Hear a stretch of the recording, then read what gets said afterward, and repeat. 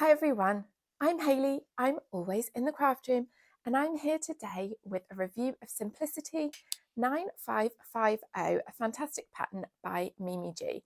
And I want to start the video by saying I love the two garments I've made from this pattern. I love MimiG, I watch her channel all the time, I think she's fantastic, but I do have a lot to say, mainly about the PDF layout and the instructions.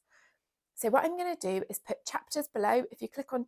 more, it will open up the description box and there'll be some timestamps and you can skip around because you might only be interested in the top or the shorts, which is all I'm going to review. I have not made the skirt, and you might have bought the paper version and you don't need to hear about all the issues with the PDF. So we'll start with the top, and here is my finished top. I will of course insert some footage of me wearing it as well. And I've got to say, this is a style departure for me, but actually I'm loving it. So let's start with sizing. And this is entirely on me, but I bought the wrong size packet. I know, I downloaded this as a PDF. I just wish you got all the sizes. Why don't they just give you all the sizes? Anyway, I bought the 4 to 12, just like not thinking if there's two size packets, I am normally in the smaller one. Didn't read the garment measurements or the body measurements, obviously, because when I came to make this and was deciding which size to cut out, I plotted where I fall against the body measurements. And I am a 14 at the bust, a 14 at the hips, and a 17 at the waist. And I'd bought up to a size 12. Oops. I will say credit to Simplicity, clearly listed in the instructions are the finished garment measurements. Thank you so much. So I could see that in the size 12, this garment had 44.2 inches around the bust, which is a lot of ease. I have a 36-inch bust, so I knew the 12 was going to be just fine. So that's what I cut out. Even going down one size, there is quite a lot of ease around this part of the garment. I may take it in later on, but yeah, definitely sizing down at least one is fine. I do think if I'd made the 14, it would probably be too wide around the neck hole and the shoulders. So I am glad that I accidentally sized down on this. Speaking of the neckline, it's all faced, and I did not do it as per the pattern instructions, and I almost really went my own way with it. Let me explain why. So first of all, I'm going to show you that at the back it has a button and loop closure. This is cut on the fold, and the facing piece for the back facing is cut in two. So you cut two of these, you mark a dot, you sew up to the dot, and then you press it open and apply it all in one. So can somebody explain to me, why couldn't this be cut on the fold and just you slit it down to there? Maybe there's something I'm missing, but I have made Imbi's flowy top, and in that one you cut on the fold and then you sew the facing on and then slit down it, and that was so much easier. This facing was ridiculously fiddly to do because of this bit at the bottom where it's like sewn together and pressed open. Another complaint I have with the instructions for this is sometimes they tell you to finish or how to finish seams, and sometimes they don't. Now, I know opinions are very much divided on this, and some people find instructions where they're constantly telling you, now overlook the seam, now press it, really frustrating because they know they need to finish their seams. I get that. As a beginner sewer, I really appreciated it all, so I would rather they included it than didn't, to be honest.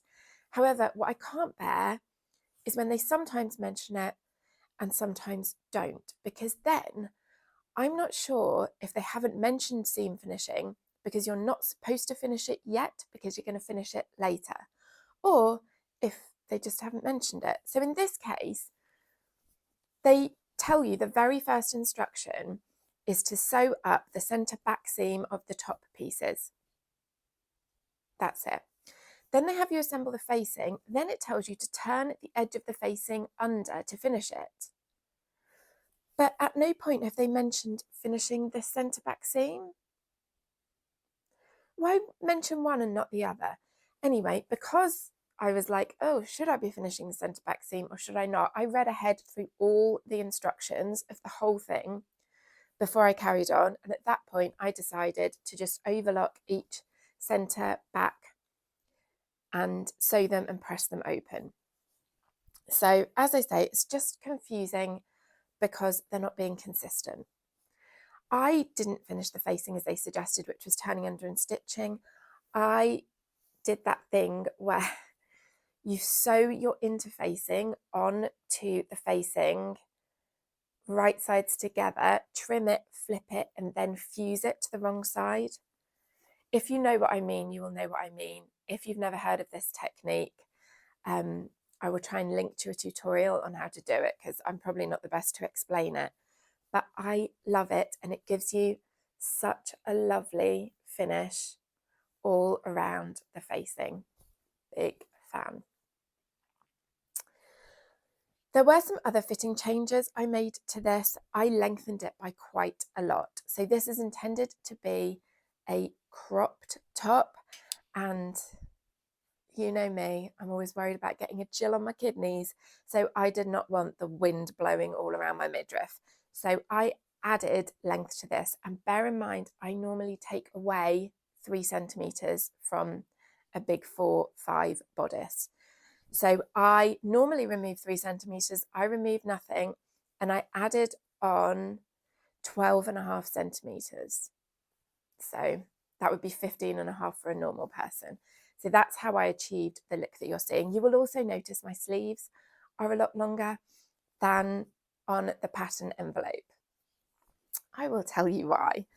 So this fabric you may recognise from my spring sewing plans. I had a remnant of this. I bought it from Croft Mill and I wanted to make a Megan Nielsen Darling Ranges from it. I have that all cut out and partially sewed actually. But I don't know about you. I find if I have a remnant and I put it back in the stash of something where I've already made one garment, I am just never enthused to come back to that piece of fabric and make something else. If, however, when the fabric is all laid out on the cutting table and still on the fold, I just go and grab another pattern and quickly cut it out on what fits, I will make them up concurrently and then boom, 2 items in the wardrobe and nothing going back into the stash. So when I'd cut out the Darling Ranges, I had 3 meters of this. So I had a decent bit left and I was thinking, what woven top pattern have I got that will fit on this? Concurrently, I was receiving comments on my spring plans video and I had asked you all for some suggestions on what to make with another teal fabric, which has a pin tuck in it. Thank you so much, by the way, so many fantastic suggestions. One of them was the cuff top by the Assembly line, and I thought, yes, that would be amazing. I don't have that pattern, but it immediately reminded me of this one. So thinking about the pin tuck, I was like, oh, I'd love to make a cuffed top in that, but I don't want to cut into it because it's really precious fabric and I don't have much of it. This was lying on the cutting table looking for a pattern, and I thought, why don't I just quickly make a toile of the Simplicity pattern from this while it's out? But this is like a brushed cotton. It's possibly a flannel, you tell me. I think my mum would have called this a winciette, if that gives you any indication. It's not brushed on the inside, so it's not super fluffy like pyjama fabric would be, but it is definitely not a summer fabric because the brushed nature does add warmth. So I didn't want a wintry top with short sleeves, so I lengthened the sleeves. And honestly, I did that just by lengthening the line of the sleeve all the way to the edge of the fabric. The front was laid out on the fold. The back, I did lay it on the fold and then cut up the centre back. So the full width of the fabric gave me this length of sleeve with a 5 centimetre turned back casing for the elastic. So let's get into my issues with this pattern, and it's nothing to do with the pattern itself. It's all to do with the PDF and partially the instructions. So I downloaded the PDF version of this pattern ages ago, actually to make the shorts first, which I will come to. And when I came to reopen the file on my computer, I was a bit like, oh, what's this? Because they were saved as page 1 and page 2. And when I looked at it, they are just the pattern sheets. Page 1 is like the pattern tissue that you would get, as is page 2. They've literally just sent the pattern sheet to like a PDF printer for A4 configuration. And this is extremely annoying because they've given no consideration to people who are just using this as a PDF.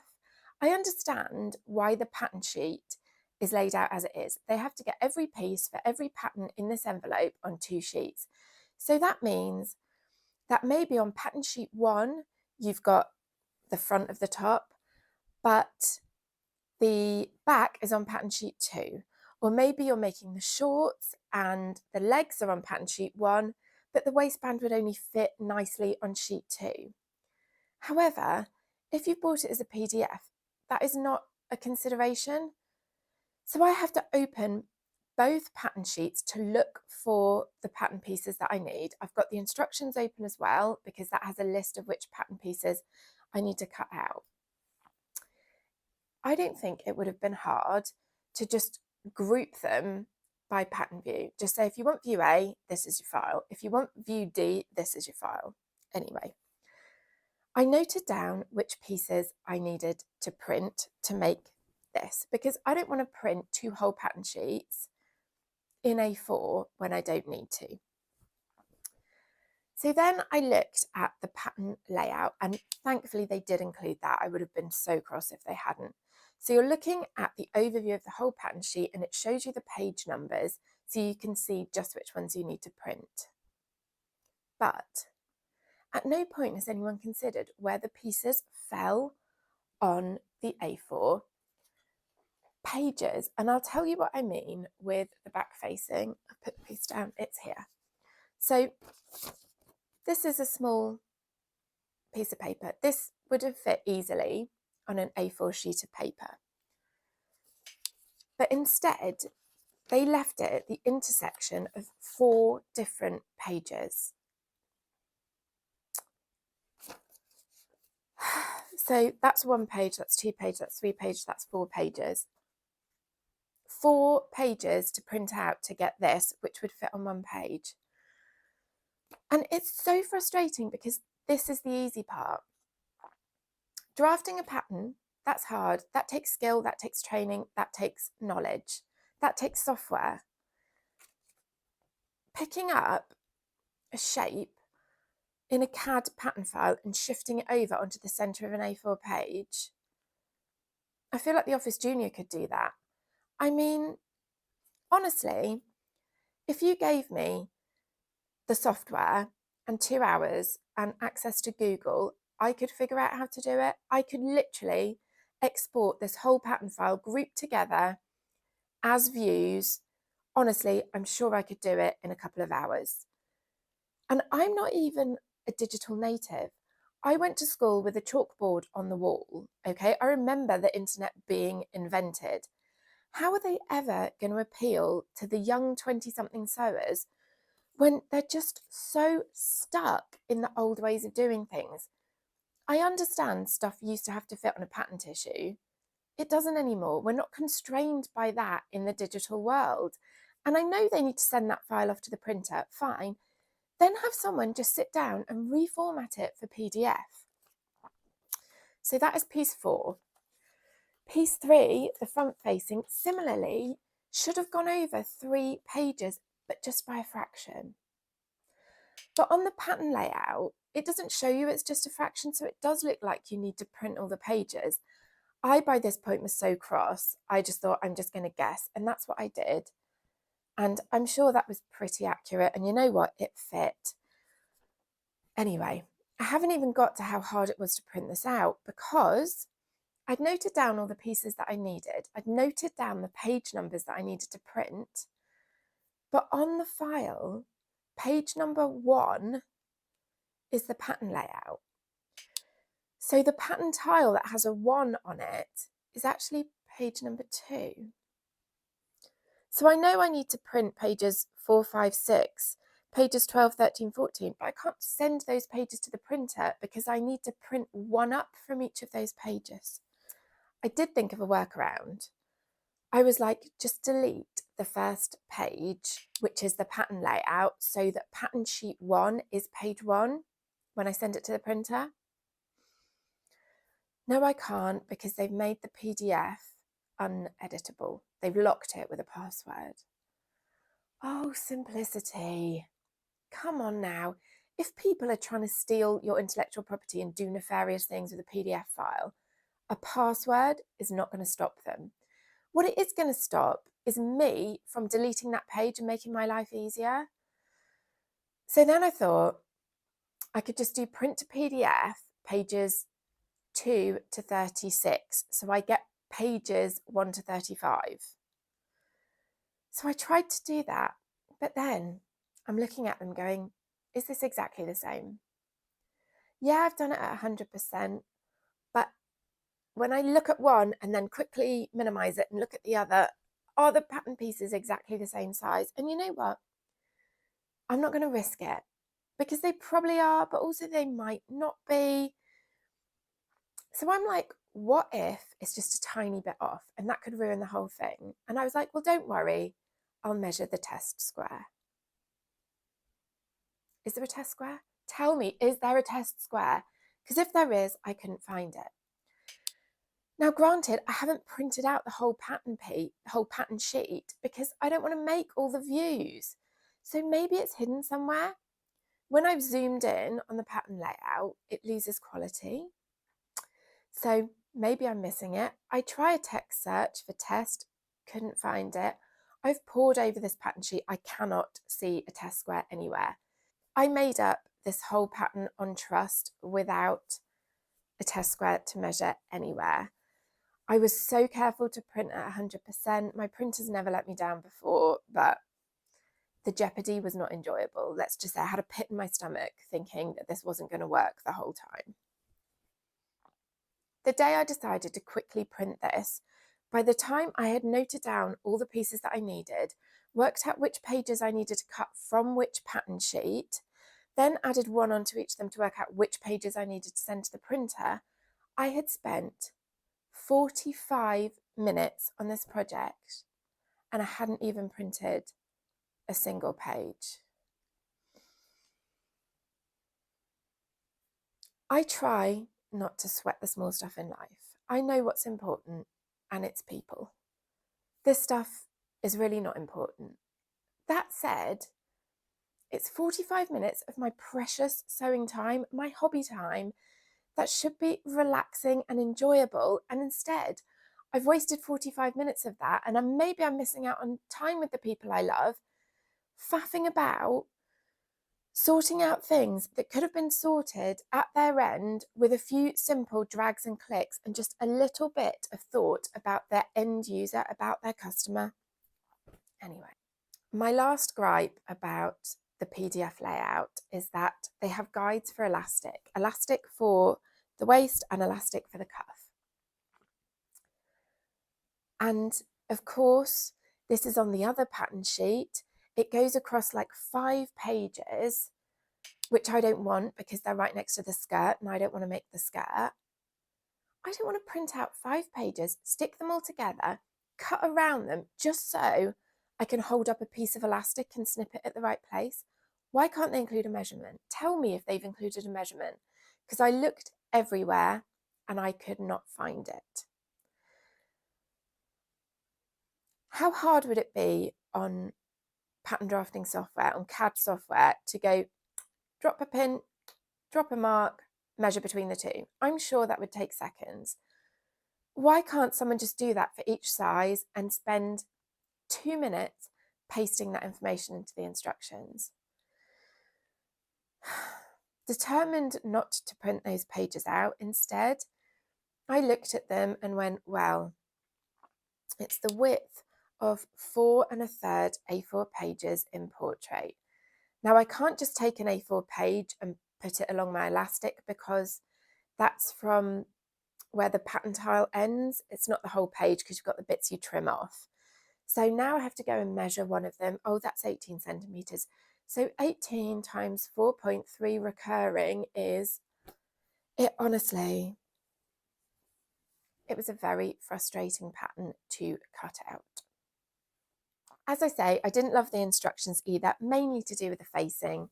I just think maybe the whole centre back seam was completely pointless. Also, word to the wise, I can get this on and off without undoing the button. So if you don't fancy tackling a complex facing, just cut it on the fold, removing the seam allowance, and forget this whole bit. I actually do think it looks really nice.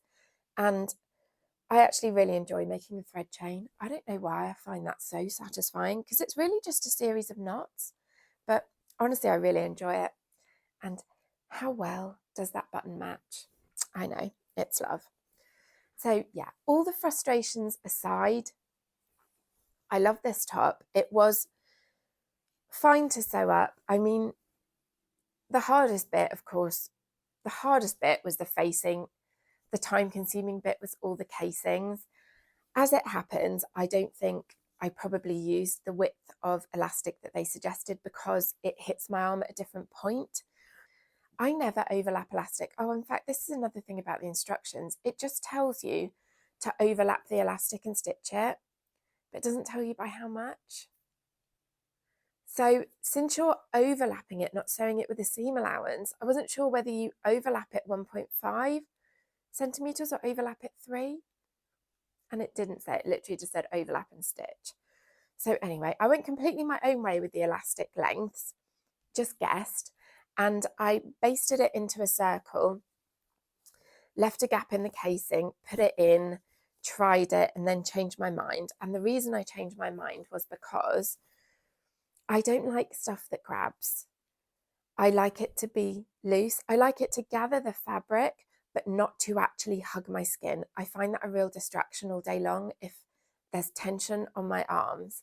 And when I first did this, I thought it looked really nice and it was fine. But as I moved and it pulled up a bit, because that is just inherent with a dolman sleeve, isn't it? It was then grabbing and then I was having to release it.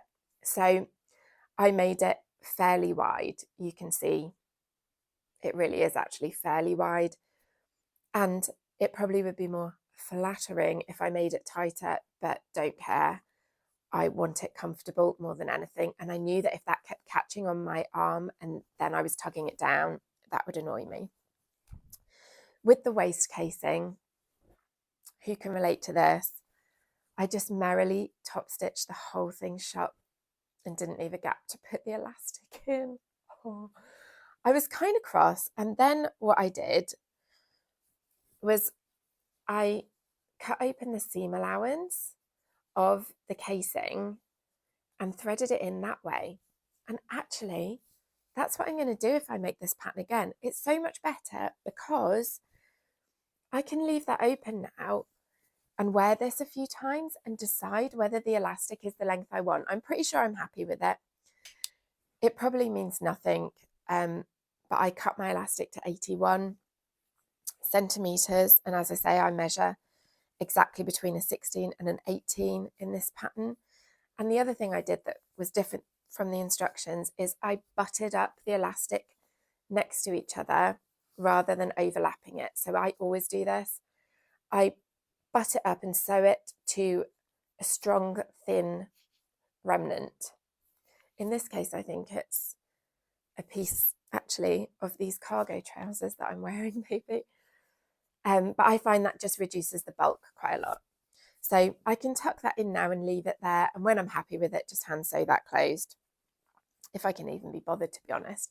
But that does give a neater finish, I think, because usually you have a few different instances of back stitching where you leave part of the casing top stitching undone and then go back and do it. So that was actually one of those very happy accidents.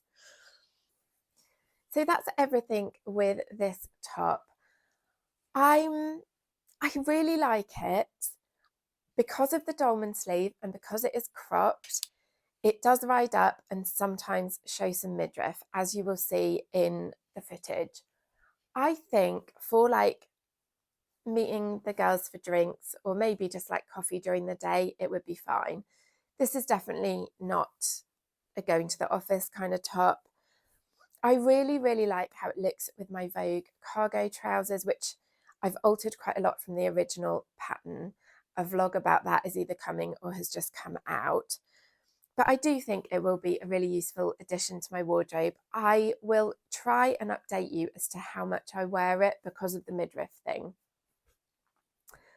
Right, on to the shorts. So these might possibly be one of the brightest things I've ever made. But I love hot pink. I do. And these are what we would have called in the 80s and 90s a clotte kind of style, where they really do look like a skirt at first glance. And I actually love that about these.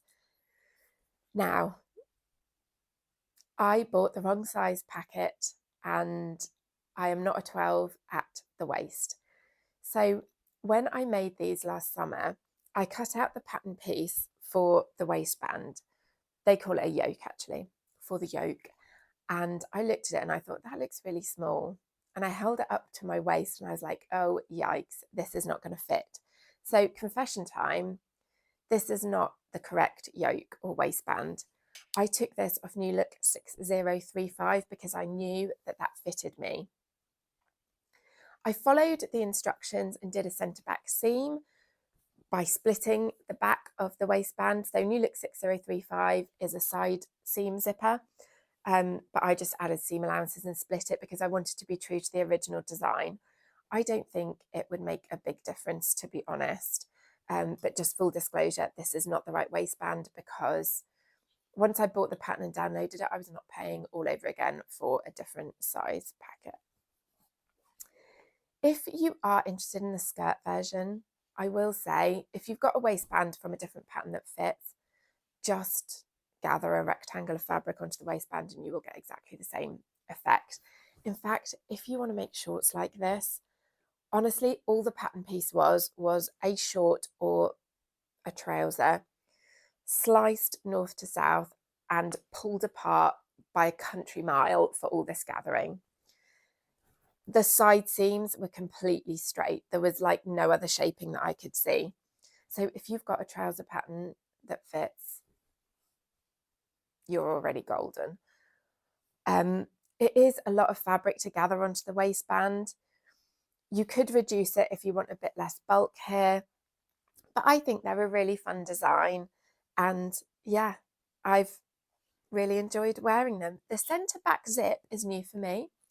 I don't know if I've ever worn one before, and I've never sewn one before, and they've always made me slightly nervous. I don't know why, because a side seam zip could fail at any time and your trousers would still fall down, wouldn't they? But I'd still be wearing underwear, so I'd just effectively be standing there in like bikini bottoms. It's not really a big deal. I don't know why having a zip at the back makes me feel more nervous, but it does. But honestly, it's been absolutely no problem whatsoever. And what I will say is, from a comfort point of view, I much prefer it.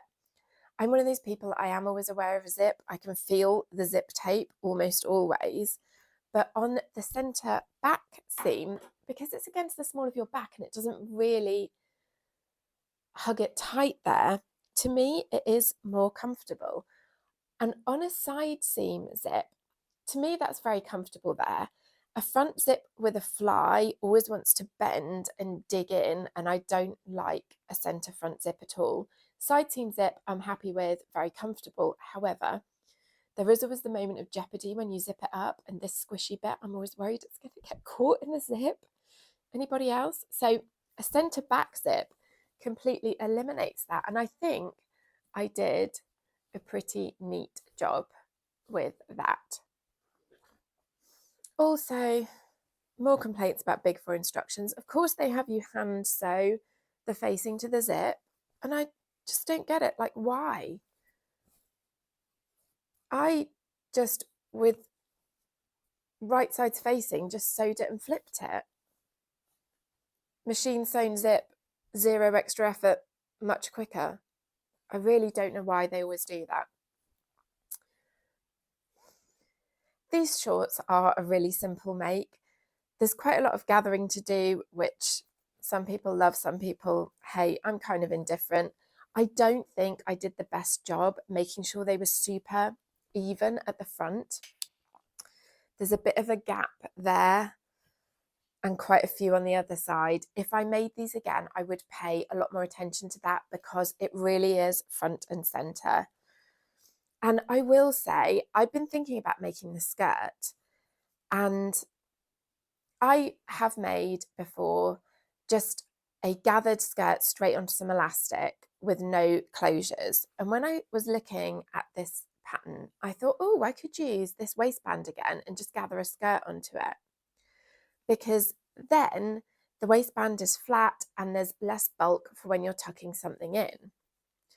But on my particular body shape, having it flat around the waist then just means that actually the gathering is at a slightly wider part of me and it does kind of poof out.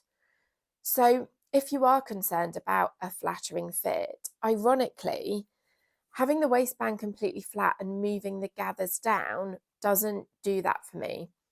I would be better with the gathers actually emanating from the waistband. Is that the right word, or did I just make that up? Yeah, as I say, the level of flatteringness is not my main concern. But once I thought about it and that occurred to me, I just thought, yeah, I'm going to keep just doing an elastic waisted skirt, because that way I don't need a zip, because comfort is my primary concern. So those are my super fun shorts. And I do just want to reiterate, I know I've had a bit of a rant in this video, but both of the garments I made from this pattern I really love, and I have nothing but good things to say about the drafting and the designing. I love both designs. I just wish they would put a bit more time and effort into formatting the PDF so that they are easier to use for those of us who just frankly prefer a PDF. I can buy direct from the pattern company with a PDF. I don't have to wait for shipping. It's instant gratification. And if I need a different size in future, or I accidentally tuck this pattern piece in with a different pattern and can never find it again, I can just reprint. So I much prefer a PDF and will always opt for it over a paper pattern if there is a choice. I also store mine in the cloud, so there's less risk of them getting lost or damaged. Yeah, I love PDF patterns. I love the Big4 designs. I dislike their instructions. I wish they would just catch up. That's it from me today. I hope you enjoyed that, and I hope to see you again soon. Bye.